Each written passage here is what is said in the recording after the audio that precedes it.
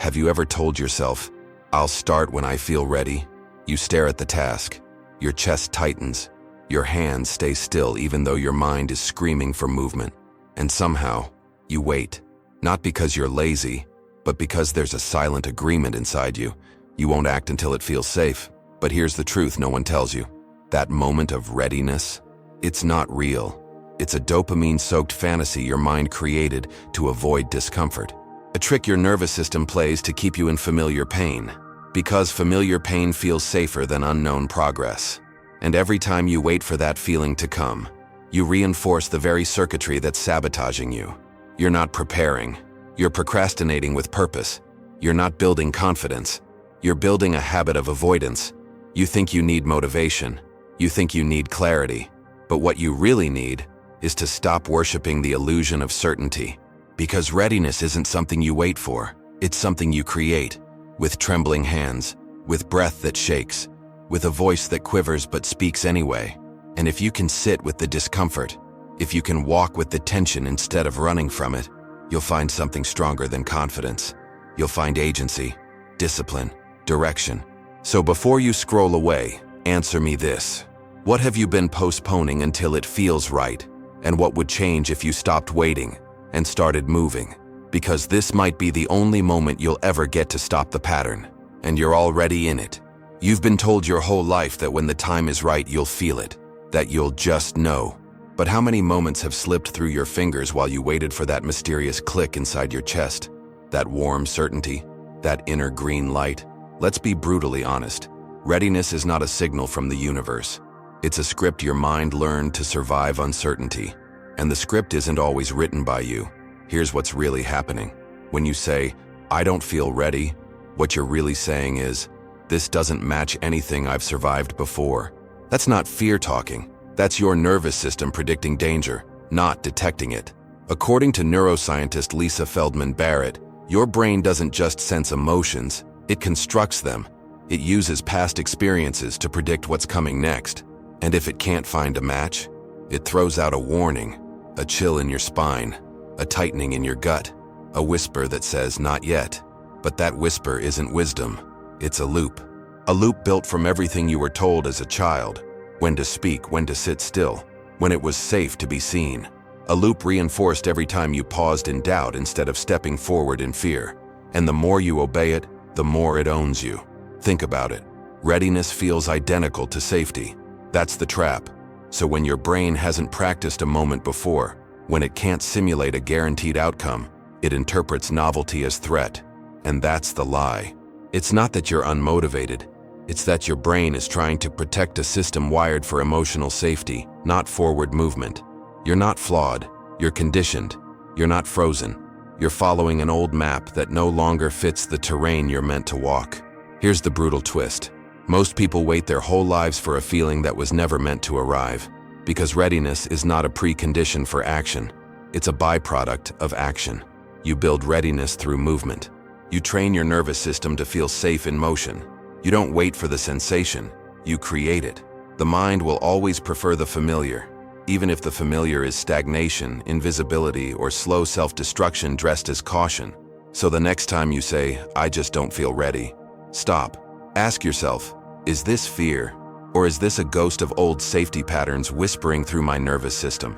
And if it's the latter, don't wait for silence. Move anyway.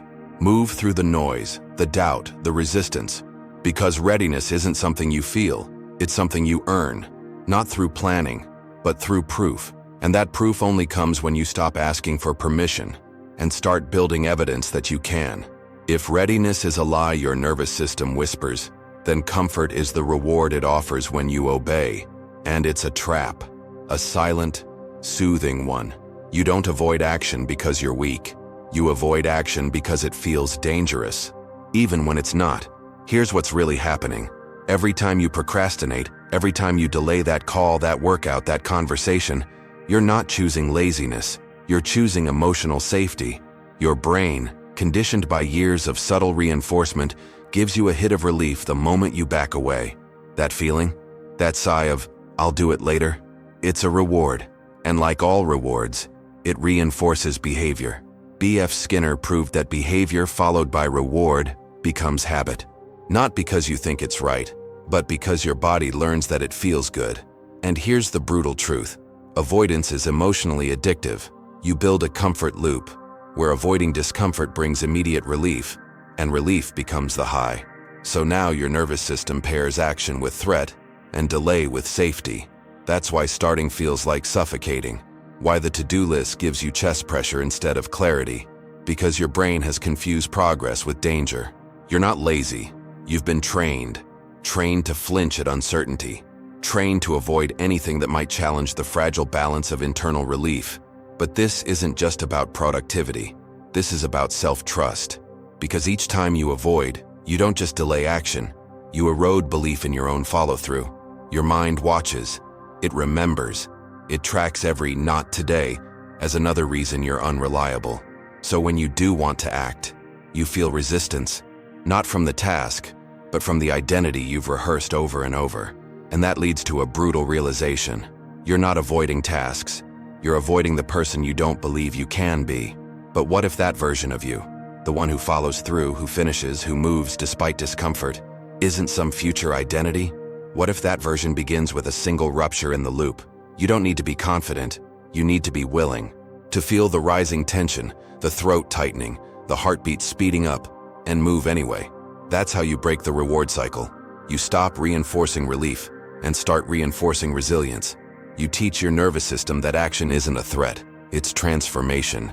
And here's where it changes everything. The moment you act, not in spite of fear, but while it still pulses through you, you become someone new. Not later. Now. Because comfort isn't peace. It's seduction. And it costs you your becoming. You've been told to trust your gut. But what if your gut is full of ghosts? In the last chapter, we exposed how comfort rewards avoidance. But here's what's really fueling the loop. Your past is running simulations your present can't see. Let me explain. When you hesitate, when you freeze, when you whisper, "I'm not ready," that moment isn't born in logic. It's born in memory. Not intellectual memory, but emotional memory, stored deep in your nervous system. According to psychiatrist Daniel Siegel, your brain constantly scans for emotional risk based on previous experiences. He calls this your window of tolerance, a zone where your nervous system feels stable enough to handle stress.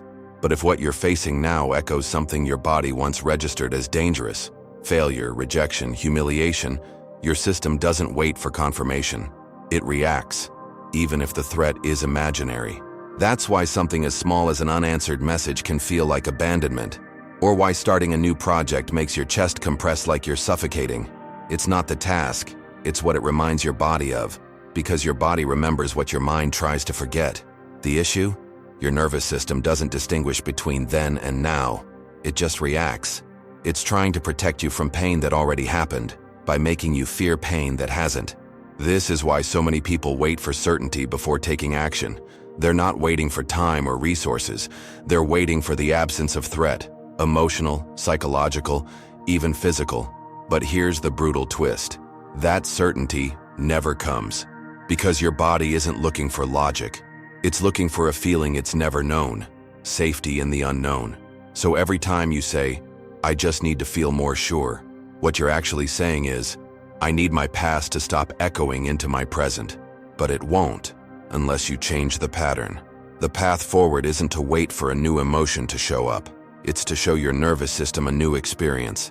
That means acting while the fear still lingers, breathing while the shame still hums beneath your ribs, moving while your memory begs you to freeze.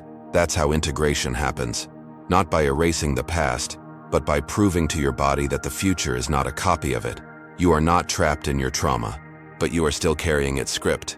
And the only way to rewrite it is to perform something new in the presence of the old feeling. That's how you expand your window of tolerance. That's how you reclaim agency. Not by thinking harder, by showing your body, this moment is different, because it is. You're not who you were back then, and this time, you're not running.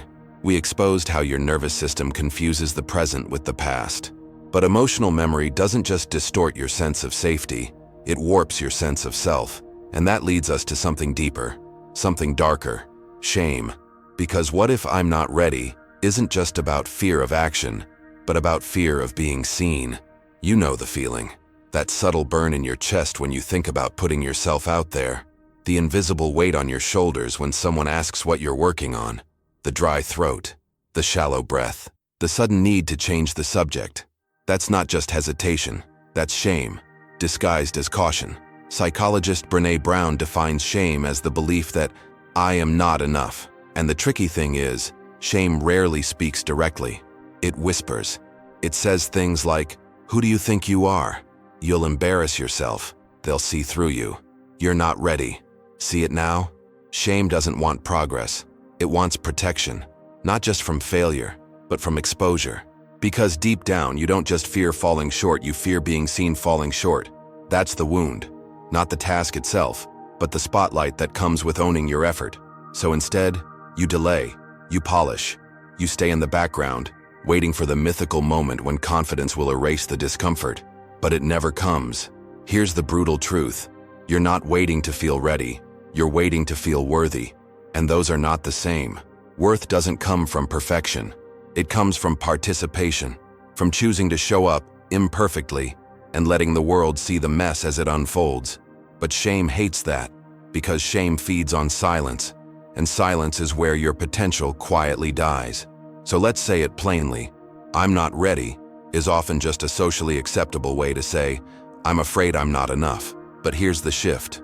What if readiness isn't about confidence, but about compassion? Compassion says, I don't need to be perfect to begin. I can carry fear and still move. I can feel unworthy and still show up. And every time you act from that place, every time you speak, share, try, fall, and rise, you weaken shame's grip. You create emotional safety not through hiding, but through radical visibility. That's the only way out. Not to feel like enough first, but to move as if you already are. Because worthiness isn't something you earn by waiting. It's something you reclaim by choosing to be seen. And the world doesn't need your perfection. It needs your presence. If shame hides beneath the words, I'm not ready, then here's the twist. Your brain rewards you for saying it. You think you're stuck because of fear or doubt. But what if you're stuck because your brain gets high every time you postpone? Let's break it open. Your mind runs on dopamine, a neurotransmitter often linked to pleasure and reward. But dopamine isn't just about feeling good. It's about anticipation. It spikes when you imagine a goal, not when you achieve it. So when you plan that project, set that intention. Talk about what you'll do next week. Your brain throws you a reward, a quick hit, a rush of momentum. And here's the trap. You didn't move, but you felt like you did. That illusion of progress becomes addictive. It's emotional candy. No substance, just spike. And your brain loves it. It learns. Talking about doing feels better than doing. Imagining success is safer than risking failure. And worst of all, delaying action keeps the dopamine alive. Because once you act, the fantasy collapses, reality enters, mistakes happen, uncertainty shows up, and the dopamine drops. So your mind protects the fantasy by avoiding the execution.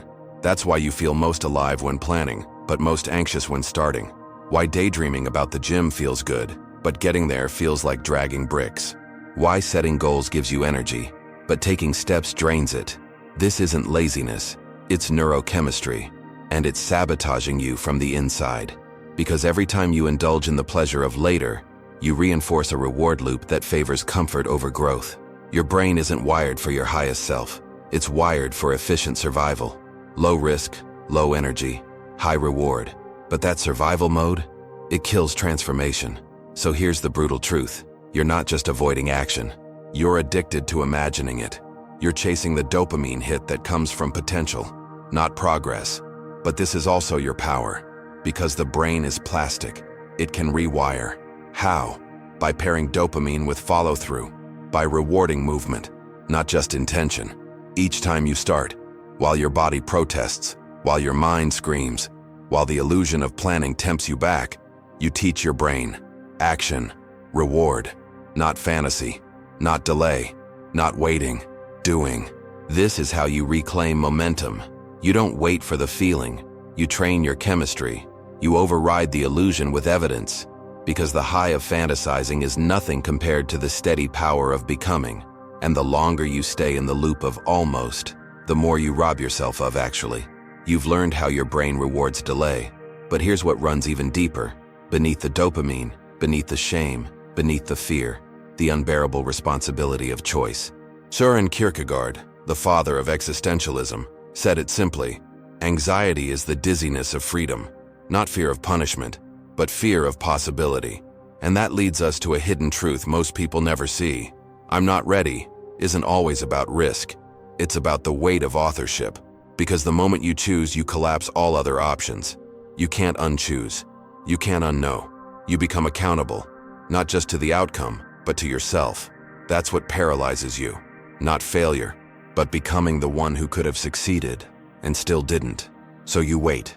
You overthink. You spiral in reflection. Not because you're lost, but because deep down, you know that every real decision is an identity shift. To choose is to say, I'm willing to live with the consequences of becoming. And that's terrifying, because once you act, you can no longer blame circumstance, timing, or someone else's permission. You are in it, fully, and your nervous system feels that shift. You may call it hesitation, but what you're actually feeling is existential exposure, a rawness that comes from realizing you're the one behind the wheel now, and you can't unsteer. So your mind creates a clever escape hatch. It whispers, you're not ready. Because I'm not ready is safer than, I'm afraid of becoming someone I can't control. But here's what's really happening. Avoidance becomes a way to delay self-definition. Because as long as you don't choose, you don't risk becoming the wrong version of yourself. It's the same reason people stay in almost relationships, in dead-end jobs, in looped dreams. Not because they don't want more, but because choosing more means letting part of you die. That's the real grief. Growth always comes with loss. Loss of innocence, loss of fantasy, loss of all the lives you could have lived. But hear this clearly. Choosing isn't death, it's birth. It's the moment your internal compass stops spinning and starts pointing. And no, you won't always feel certain. Freedom isn't clean, it's dizzying. But clarity doesn't come before the leap. It comes after you land and realize you didn't shatter. So when you say, I don't feel ready, ask yourself, is it really unreadiness? Or is it the fear of finally becoming real? Because once you choose, you begin. And you can't grow without that weight. We uncovered the existential weight of choice, how freedom itself can feel paralyzing. But here's the layer beneath that.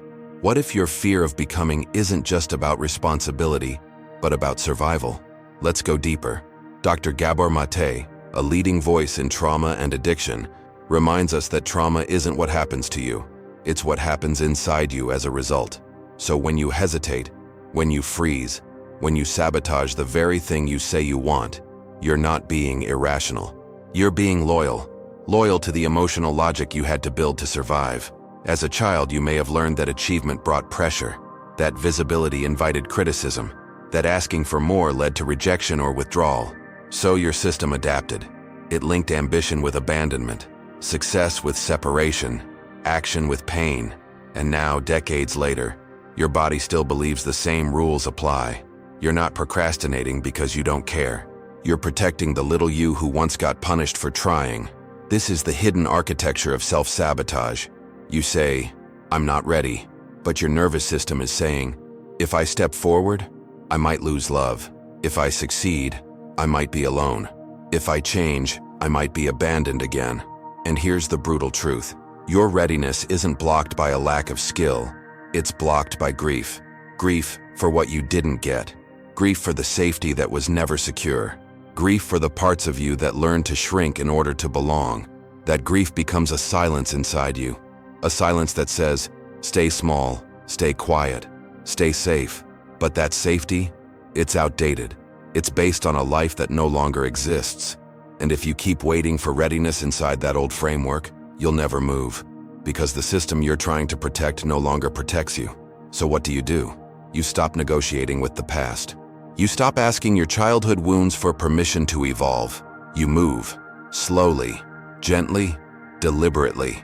You show your system, through action, not logic, that the world is different now, that there is space for your voice, that there is room for your expansion, that you can be seen and still be safe. Because healing doesn't happen through force. It happens through consistency, through self-loyalty, through quiet acts of defiance against your old programming.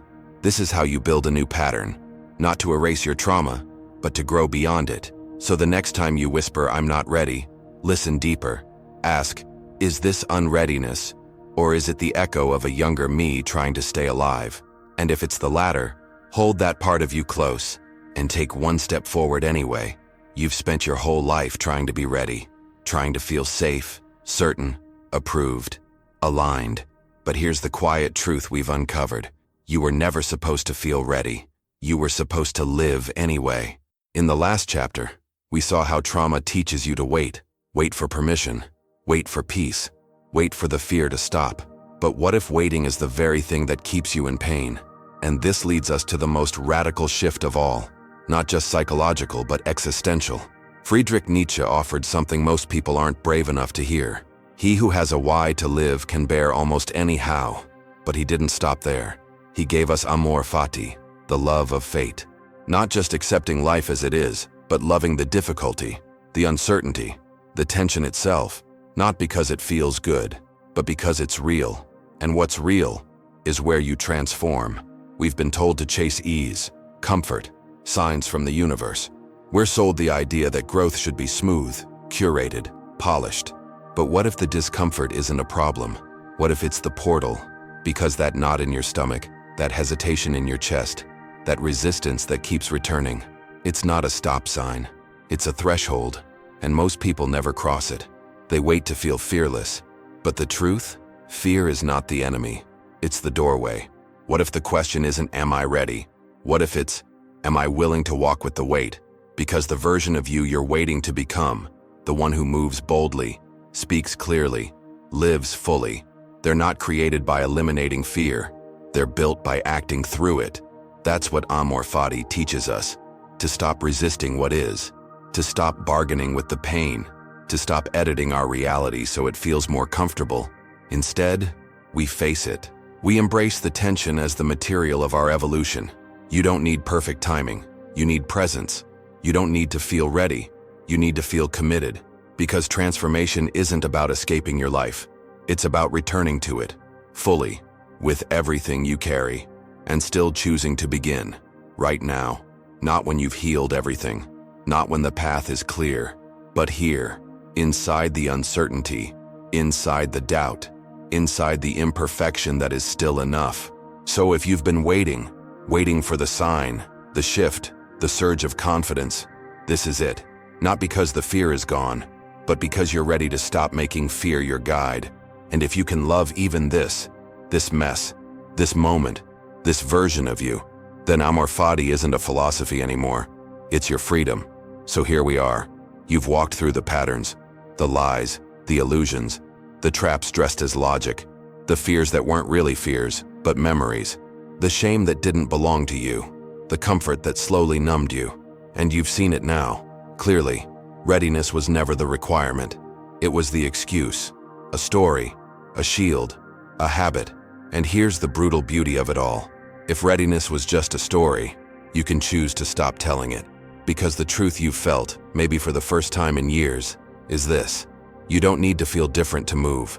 You just need to move. Your nervous system might still tremble. Your breath might still catch. Your chest might still tighten when you lean forward into the unknown. That doesn't mean something's wrong with you. It means you're alive. And aliveness was never meant to feel easy. It was meant to feel real. You've learned that your mind can lie, that your emotions are constructions, not commandments, that your comfort is often a cage, and that you, yes, you, have more power than you were ever told. Because you don't build confidence by waiting. You build it by showing up scared and doing it anyway. You build it by proving to your body, one moment at a time, that motion doesn't destroy you. It rewires you. So what if today is the day you stop asking for permission? What if today is the day you stop calling fear a red light? What if you traded the illusion of ready for the truth of willing? Willing to move, willing to be seen, willing to stumble and still choose again, willing to live before you feel perfect. Because here's the thing no one tells you. The version of you you're waiting to become, they're built in moments like this. Not later, not someday, now. So take a breath, not to calm down, but to center yourself in the truth of what you now know. You're not broken. You're not behind. You're not unready. You're exactly where change begins. Not when you feel brave, but when you decide to move anyway. Now it's your turn. Drop a comment below. What's something you've been postponing until you feel ready? Say it. Name it. Own it. Start with truth. Subscribe if this video spoke to something real inside you, because we go deeper here. Always. This is not just another self-help corner. This is where people come to remember who they are. You don't need the perfect moment. You need the next step. And it's right here. Let's walk it together.